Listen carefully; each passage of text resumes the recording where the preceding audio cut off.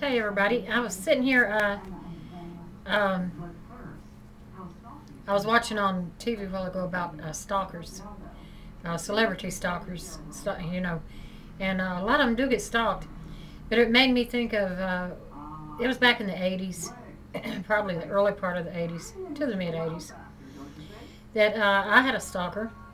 I lived in Virginia, and at that time I was big on the CB radio. If any of you remember what CB radio is, and I had a home base set up at my home, and my handle was Crazy Lady, and I would get on the CB radio every Friday and Saturday night, and you know after the kids would go to bed, and sometimes I'd sit on that radio till 2 or 3 o'clock in the morning talking. I had a lot of friends on the CB. But that went on for a little while, and then it'd be like my best friend and me, we would get on the radio, you know, after the kids would go to school in the mornings. We'd get on the, excuse me, get on the CB radio and talk. And then it got to where I couldn't do that anymore because what happened was I'd been on the radio for a while, and then all of a sudden, it'd be, no matter who I would start talking to, somebody would come in and say, "Crazy lady," you know, in a growling, whispering voice like that. And they had to have been close by because they always drowned everybody else out, where they wouldn't let me talk to anybody. I couldn't talk to anybody. And everybody else that was talking to me could hear them talk to me like that, you know, could hear him talk to me like that. And so people was threatening that man and everything, you know, "Why don't you come down here in so-and-so parking lot and I'll kick your ass," blah, blah, blah.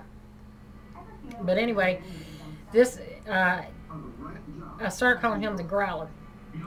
And then one night, I was on the CB radio, and it was late. It must have been about midnight, and I had been talking to Debbie on the radio, and he wouldn't let me talk. He just kept popping in, so finally, I just walked away from the CB, you know, and thinking maybe he'd go away a little bit and me and her get back on the radio. And so I talked to her on the phone. We hung up from talking on the phone, and I had my radio left on. And in my living room, I had a fireplace and a window on each side, but in order to look out those windows on the side, you had to stand on your tippy toes. And so, like I said, it was late, and I was just roaming around. I went over and I got on my tippy toes and pulled the curtain back, you know, just nonchalantly looking out, and he came on the radio, and he's like, "Crazy lady, why are you looking out your window?" So I'm like, and I dropped my curtain, and then he said, "Why did you close your curtain?" You know, he was watching me. We had no street lights up there, and it was dark. It was so dark, but he could see me, and he was watching me look out my living room window, and that was scary. And so my best friend Debbie, she heard him saying that, so she called me, and then she told me she was going to call the police, and she called the police. And a police officer, I think, went out to her house and talked to her. And one came to my house, and he said that he saw a man, and to be what looked like jeans and a white T-shirt, running down through the woods. But they lost him. They couldn't find him. And said that he might have been carrying a high-powered walkie-talkie, is how he was able to talk to me. And like I said, he wouldn't let me talk to anybody else, and he would always interrupt. But the one particular thing, one morning, early in the morning, we decided to talk that morning instead of at nighttime. So I walked Stephanie to the bus stop, and it was in the fall. I believe it was in the fall, because I had bought her a new coat, and she had on a new coat, and I had frosted my hair. So, and this was on a Monday, because we'd done all that weekend.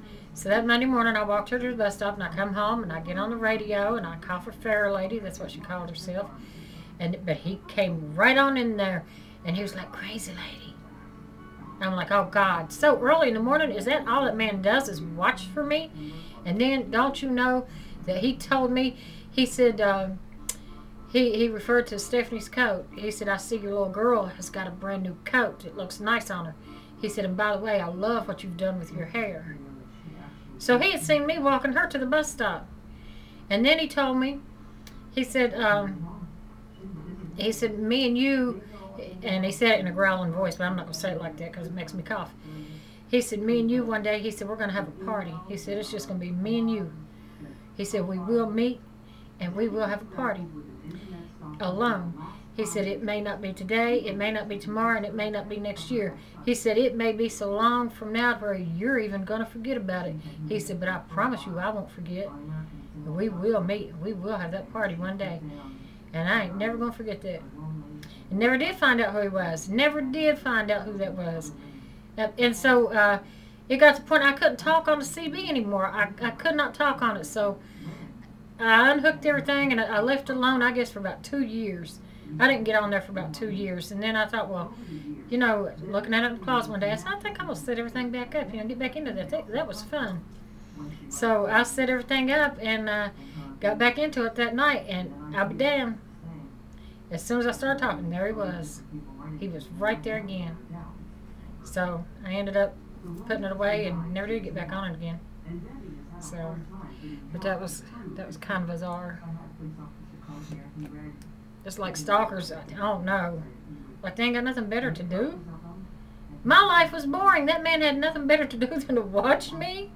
He had to have been bored. That's all I can say. But anyway. Well, that's all I got to talk about now. Till next time.